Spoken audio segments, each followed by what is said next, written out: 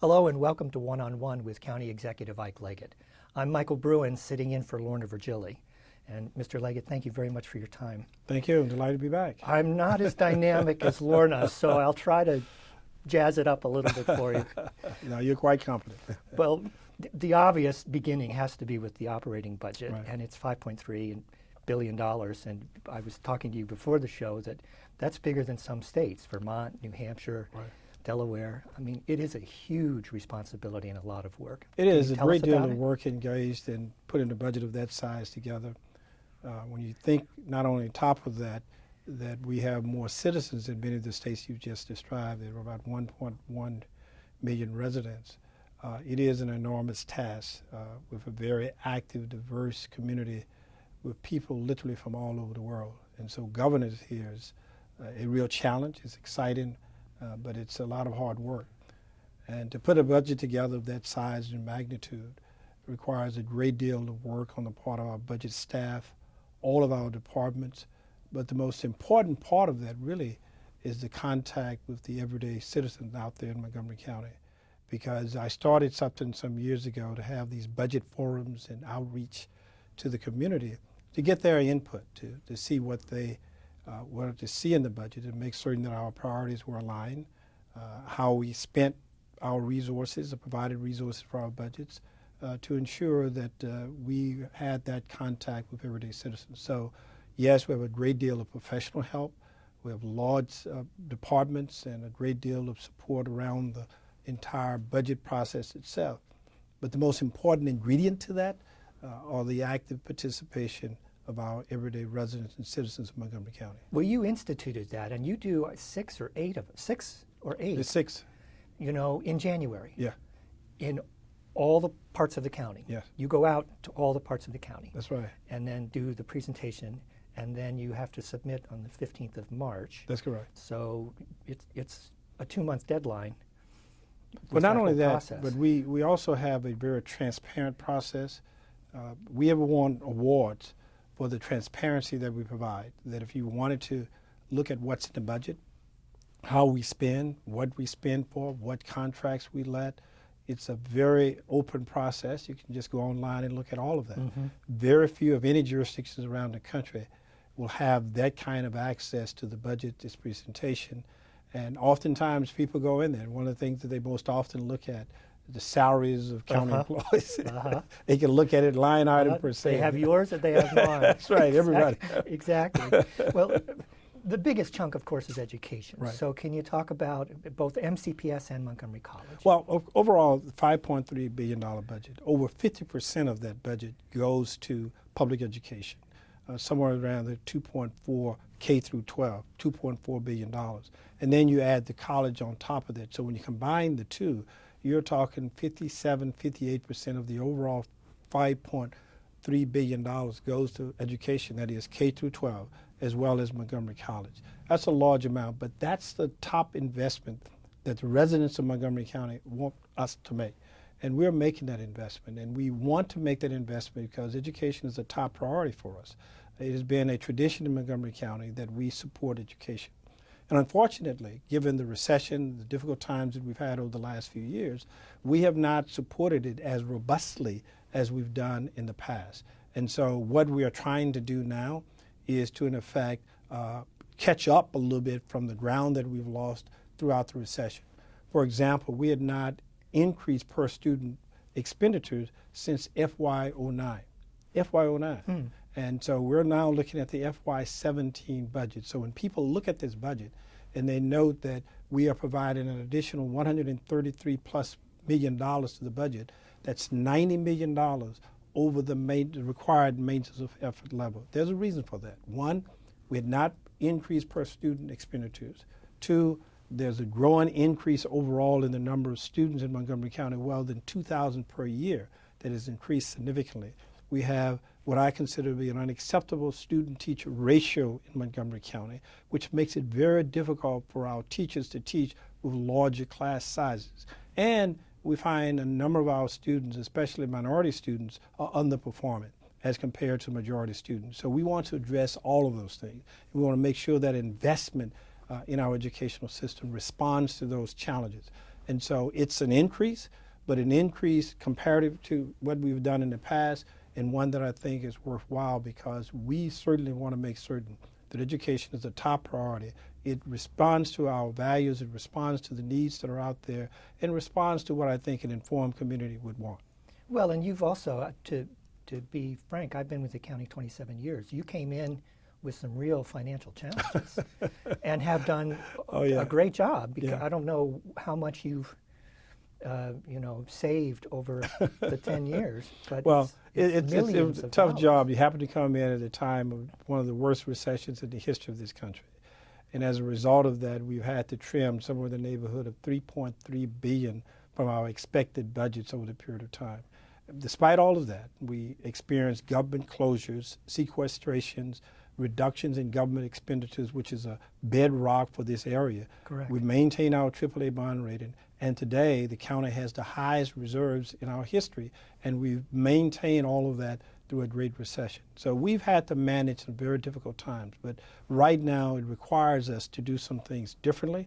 Our budget, especially for county expenditures, have grown less than 2% per year. That's now over 10 years. That's unprecedented in most governments around this nation. And efficiency is always talked about with our meetings and everything else. Yes. But the reserve? Yeah. Go ahead, I'm sorry. Yeah, efficiency is always the top. You know, the suggested you cut $3.3 billion does not mean that you stop there. You constantly look at ways in which to make improvements because a budget of $5.3 billion, you always have this challenge to say, are there ways we could cut down on government expenditures we don't need? Can we be more efficient and effective? You always need to look at that and prove to yourself that you're doing the right thing. Well, and the county is so diverse, and that's one of your pillars. I like when you were running at the beginning, it was we wanted to have more people at the table, and someone challenged you and said, well, someone's going to have to get out. And you said, no, let's build a bigger table. Larger table, yes. So there's a lot of diversity, too, with different programs. There's need, and transportation takes a tremendous amount of resources, of course. And in fact, you recently introduced a very significant transportation program. You want to talk about that? Yes. We had an effort to adjust to transportation challenges around this region. And the Washington area, including Montgomery County, we have some of the worst transportation challenges anywhere in the country. We have a metro that is fully utilized, that does not serve all parts of our county. We've made great improvements to move forward on the Purple Line, and I'm excited about that moving forward. I'd like to ask you about some of these specifically. We need to take a break, and then we'll come back. Thank you. We'll return in just a moment. Please stay with us.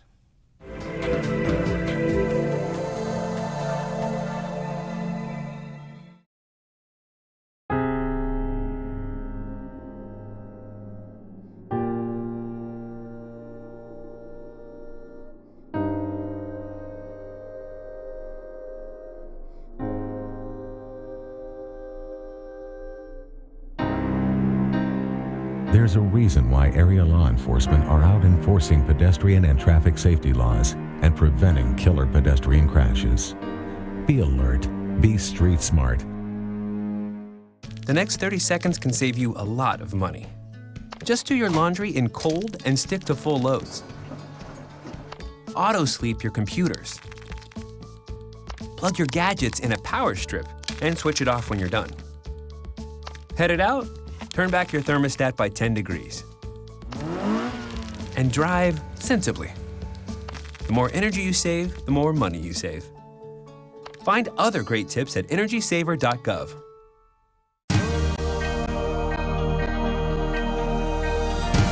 Be active, Montgomery. Woo! Be active.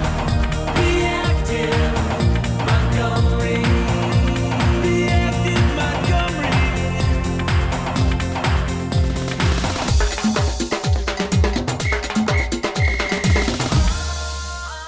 Be active, Montgomery.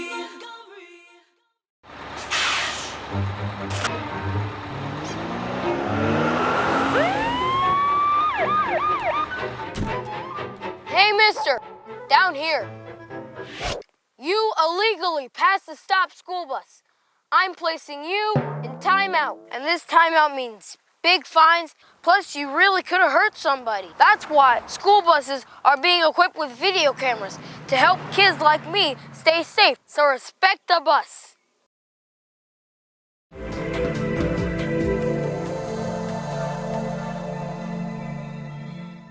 Welcome back to One-on-One with County Executive Ike Leggett. I'm Michael Bruin, sitting in for Lorna.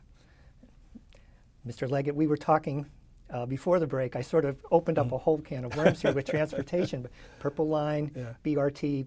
Please explain some of your initiatives. Well, certainly we are moving forward with the Purple Line, and I want to thank the governor and his staff for helping to move a project that initially he was somewhat uncertain about, and we were able to pull together a large number of people to help convince him that A, Montgomery County was the economic engine of the state of Maryland, that B, in order for us to help Montgomery County and thereby help the rest of the state, we needed some help in transit. And so he approved this project after a lot of consideration and deliberation. We're now moving forward with that project. We now have a vendor in place, and we're looking forward to find ways in which to make certain that our contributions are at the level that we anticipate and we get the results that we want. In addition to that, because the Purple Line and Metro will not serve all areas of the county, we need to address something that I've been fighting for 4 years, and that is a bus rapid transit system. The initial goal was to try to do this comprehensively, to do a large system at once, and to maybe pull it out over a number of quick years. And we find that to be somewhat resistant by the residents of the county who are concerned about a transit agency and the cost of that. So what we've done is to pare that project back a little bit and to say, well, rather than to do a comprehensive 63-mile system, we're going to do corridor by corridor. And so we've looked at a number of corridors, 355, which is heavily congested, Route 29, Villesmill Road, and the Carter City Transitway. Exactly. And to start these projects on an individual basis, to look at them, to plan them, and to move forward. The one that I think we can move forward most rapidly will be the Route 29 corridor. We have some dedicated right-of-ways there. We have shoulders that we can build on. There's a large amount of traffic in that area already. And of course, we have a major development that's occurring in the Route 29 corridor. So we're going to move forward, and I think we can deliver that project within about 4 years. And that's great that it's part of the Eastern County. Right. You know, if there's it's more spread out, that would be a real great need. Certainly, because in the eastern part of the county, we've had a lot of housing. We have not had jobs, and so we're going to enhance the job aspect of that. There's a great deal of pass-through traffic. And what we want to do with this is to run that transit link all the way from Columbia in Howard County. Oh, sure. Yes, all the way to the Silver Spring Metro. And if you look at the traffic, rush hour today, you see a huge backlog of traffic all along that corridor. That's wonderful. I think that's great. Another press event that you did recently was the groundbreaking for the new Bethesda Police Department. Yes, it was a little bit of a tricky operation. We have a police station that is fairly well located in Bethesda. It's old. 50 years old. 50 years old. We needed to change it, and it's in a location where we think can be a prime area for redevelopment. And so our challenge was, do we build a new station at that level that's going to cost us a great deal of money to do so? Or do we find another location in Bethesda? And how do we pay for that? Well, the best way of doing that would be to take advantage of the assets that we have, that is the site that we currently have, turn that into private development and have the developer build for us at a different location, still within that prime circle of downtown Bethesda, a new station. And that way it's a win-win for the county. It's a win that we get a new station, a win that we are not paying a great deal of money for. It's a win that we've turned some very valuable land into a private development project that will produce jobs and increase our tax base. So it's the kind of development that I think I'm really excited about, I am really excited about, that we can move forward on. And we had that groundbreaking, and after a lot of deliberation, trying to pull all the pieces together, I think we've ended up with a very good project for Bethesda. You do, and these are complex projects. I don't think people understand this. For example, we closed the Wheaton Library and the Rec Center, and you have been working on how to make that an innovative development for the community around Wheaton. Well, it's an exciting project. One of the things we want to do, going back to efficiency and effectiveness, we have great needs, certainly libraries, through our library summit that we've had to talk about libraries of the future. We have very strong needs for community centers, recreation centers to encompass all of the things that we do therein. We have a relatively small piece of land there, and we've converted that into one joint center, a center that would encompass the library as well as a portion of it that would encompass the recreational center. That will allow us to utilize the space more efficiently, allow us to take advantage of the synergy of things that are happening within that particular region, and provide for us a first-rate library as well as a first-rate, top-rate recreational center as well. Unfortunately, we had to close the existing library, which is on that site, and we've moved that existing library across the street to the fire station, right, which has a large ballroom on top of the fire station itself. So it's very close to the existing library. It will accommodate our needs for the next couple of years, and we'll be able to deliver this library within budget, on time, within a couple of years, as well as the recreational center. Well, and the new Silver Spring Library isn't too far away. Yes. And is also available by Metro. That's certainly. Go back and look now at what we've done in the last couple of years. We built a new Silver Spring Library in downtown Silver Spring, the state-of-the-art library. We're now in the process of building a new library and recreational center in downtown Wheaton. We've completed a new major library redo in Olney, in Gaithersburg as well. Kensington? And we have also opened the Kensington Library, exactly, and we're refreshing libraries throughout the county. So we've done a great deal to enhance our libraries, our recreational centers, because there's such a tremendous need for both in Montgomery County. Well, and I got off the budget thing too quickly, I think. You, libraries, when you first came in, there were some difficult decisions that had to be made, and you have now really restored the libraries back, Sunday service and a budget, you know, Parker Hamilton and you. Yes, the libraries, we had probably about a 26 to 27% reduction during the height of the recession. Right. I made a promise to the residents of Montgomery County that we would restore that, but we would do it gradually. I'm proud to say with this budget, the FY17 budget, we are now 3% over the pre-recession numbers. And as a result of that, we have expanded hours, we've expanded technology that's in libraries, the number of people that are working there in the libraries, and most importantly, to some degree, the materials that we have in the libraries with computers and with the resources we have in the libraries. But we've had a challenge over the years, but I think that we have turned the ship around and moved in the right direction, and we are at a level that I think demonstrates that the county was clearly committed to reforming these resources. And you did the same thing that you do with the budget. You had a library summit. Yes. So that citizens could come, residents, users, customers could come. And boy, did they come. They did at that event. They That's right. Did. Very active, both in the library summit as well as the senior summit, because it was an opportunity for almost a full day for us to focus primarily on one day on libraries, the libraries of the future, as well as for seniors. And if you look at our budget, look at the programs that we've developed for the seniors, it reflects a great deal of what we heard at the summits, the enthusiasm that people had for what we've done. I know. You know, I produced the Seniors Today show with Austin. Oh, okay. And I was at the summit. But we're going to have to take a break, and then we'll come back. So we're going to take a quick break. Please don't go anywhere. We've got a lot more questions.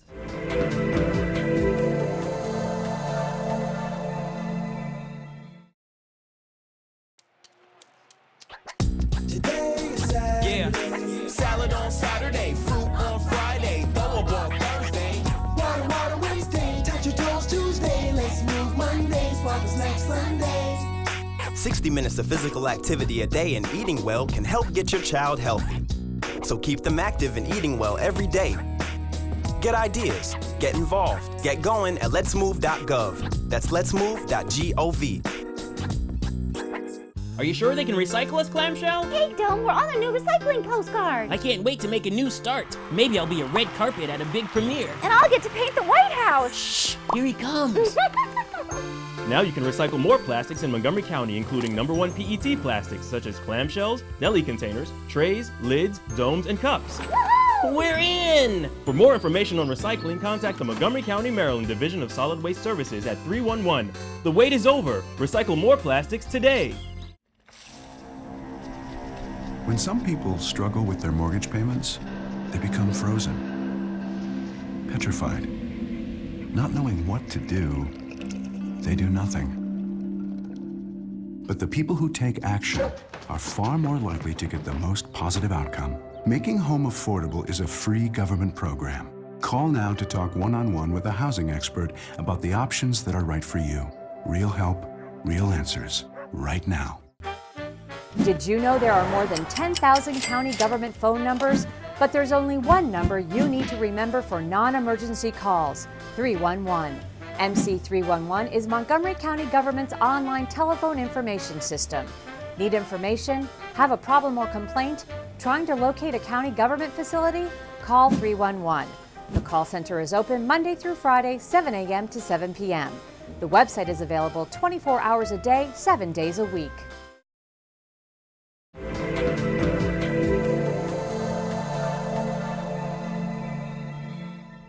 Hello and welcome back to One-on-One with County Executive Ike Leggett. I'm Michael Bruin, sitting in for Lorna Virgili. And Mr. Leggett, I keep firing us up before these breaks, but you were talking about the Senior Summit, the Library Summit, but then this is the second one in your administration. Yeah, and the second Library Summit, the second Senior Summit. You learn an awful lot. Because it's one thing to talk about things, you see it on a piece of paper, but it's another thing to talk to seniors and have that interchange in a setting where you're dedicated to that particular focus and that mission at that time. A number of things have come out that we've enhanced, like transportation, correct, helping seniors in a variety of things for health, jobs, careers. And most recently, we just announced a Design for Life concept for which the county is providing a tax incentive so that seniors and the disabled can really age in place. All of that started from our earlier senior summit where we talked about how do you stay in the homes that you want if you're disabled, if you're a senior. And so we are providing a tax credit so that if you want to change the openings of your doors, you want to widen your hallways or ramps, and a variety of things, just go on the website and you'll find a program designed to assist you and provide a tax incentive for the builders and for the homeowners to look at the variety of things that you can do that could help you age in place. This is a direct result of the kinds of things we've heard from seniors. Well, okay, we've talked some of your priorities that you would like to achieve, but how are we going to pay for all of this? And that I thought expressed this well at your press conference, but people are watching and they're going to say, okay. Well, keep in mind a number of things. Is that we've only grown the county's budget over about a 10-year period now, less than 2% per year. That's one. We've made major reductions in county budget. We've eliminated 10% of the overall county workforce. We've changed our contributions on health, on retirement, and a variety of things, and eliminated $3.3 billion. So I think we've demonstrated that we've been very good stewards of the resources that we've had. Secondly, if you look at how we have planned the budget going forth and the marks that we've set, we've just about met all of them in terms of our reserves. And so when you put that as a background and foundation, I think that we are now in a position, given the challenge that we see, to say to the residents of Montgomery County that we need to make an adjustment in resources. And that resource comes by way of a tax increase. Now, I started this dialogue a year ago, and I said to the people, I want to have a clear discussion about the anticipated budget for FY17. Because for us to meet our objectives in transportation, meet our objectives, especially as it relates to the school system in Montgomery County, and of course the wind case. The wind case, I was that we will have to increase the resources. Now, what we're also doing is to seek a way in which to extend the payments related to wind. And if we do that, we'll be able to reduce that tax increase that I'm asking for. But despite all of that, at the end of the day, there will be a tax increase. We've kept it at the level that I think we need in order to accomplish the task. I don't think that we can go lower than what I've suggested thus far, but for the contributions to win. Now, if you look at all of that, the county's portion, personal incomes, and all incomes combined in Montgomery County, they're 5% less, that low, than when I took office 9 years ago. Right. And so we have done, I think, a remarkable job of this. I say to the residents of Montgomery County, we've had this dialogue for almost a year. We've had great discussions about it. I've cut the budgets, I've had efficiencies, I've reduced across the board, we found other revenues, we've been efficient, but at this point in time in our history, we do need to ensure that we have the resources that are necessary to certainly improve our school system and respond to the very difficult challenge of wind. And if we get the legislation in Annapolis, I promise you that I'm going to reduce the tax request that we have currently on the table. Well, I like to brag about us because all of my family lives in Virginia. Okay. My mother needs a passport just to come into Maryland, but Fairfax County. Yeah. And they're a little verbal. Yeah. Not to get you in trouble with Fairfax County, but Montgomery County, I think you've done a pretty good job. Yeah, I think we have. There's a great deal of work to go, and I'm sorry that we had to increase taxes at the level that we're increasing, but I think that we've done just about everything that we could to avoid this, but it's now time for us to make these adjustments.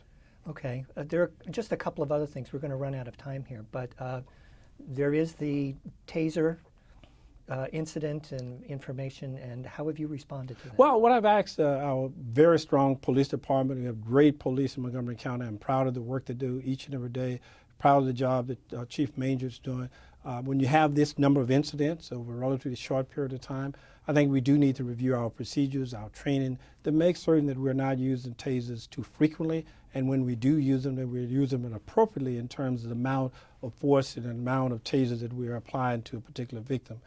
People have to keep in mind that tasers are a less lethal option, but it does not mean that it's totally non-lethal. Right. It's less than using some of the other options that police currently would have, and we want to utilize them in a way that reduce harm to the police officers, to the public at large, and also to the people that we're trying to apprehend or to bring into custody.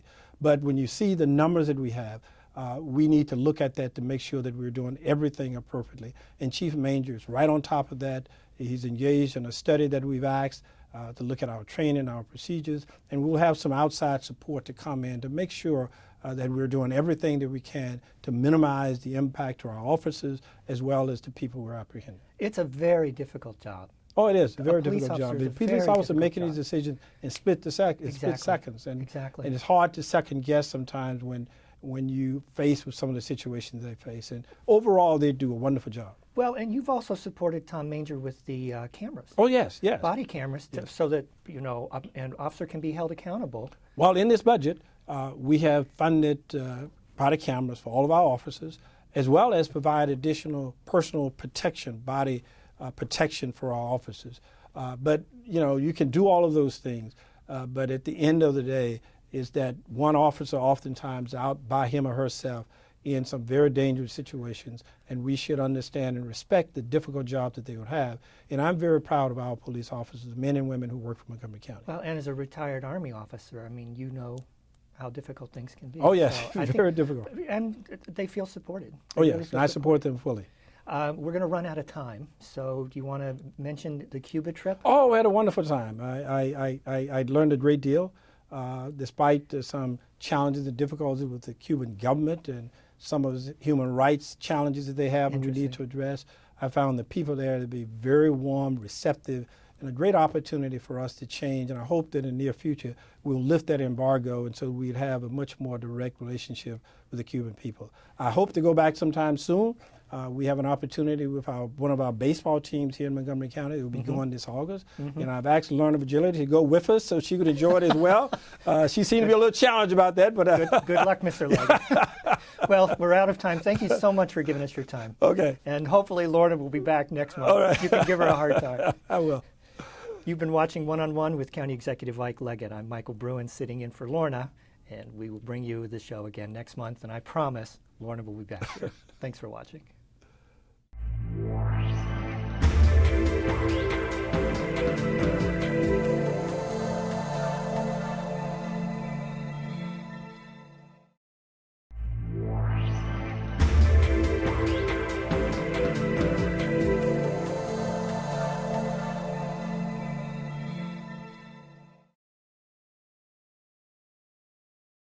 In Montgomery County, we have a goal to reduce waste and recycle 70% of all waste by 2020.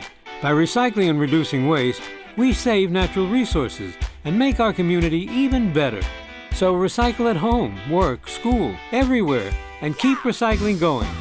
For more information, call the Montgomery County, Maryland Division of Solid Waste Services at 311 or visit montgomerycountymd.gov/recycling. Keep it going. Recycle more now. So, I'm kind of new here, but I've noticed a trend. My human does this funny thing where she goes around and gets all my toys, and then she hides them in that basket by the door. It's like, hello, that's where you put it last time. You were the worst at hide and go seek.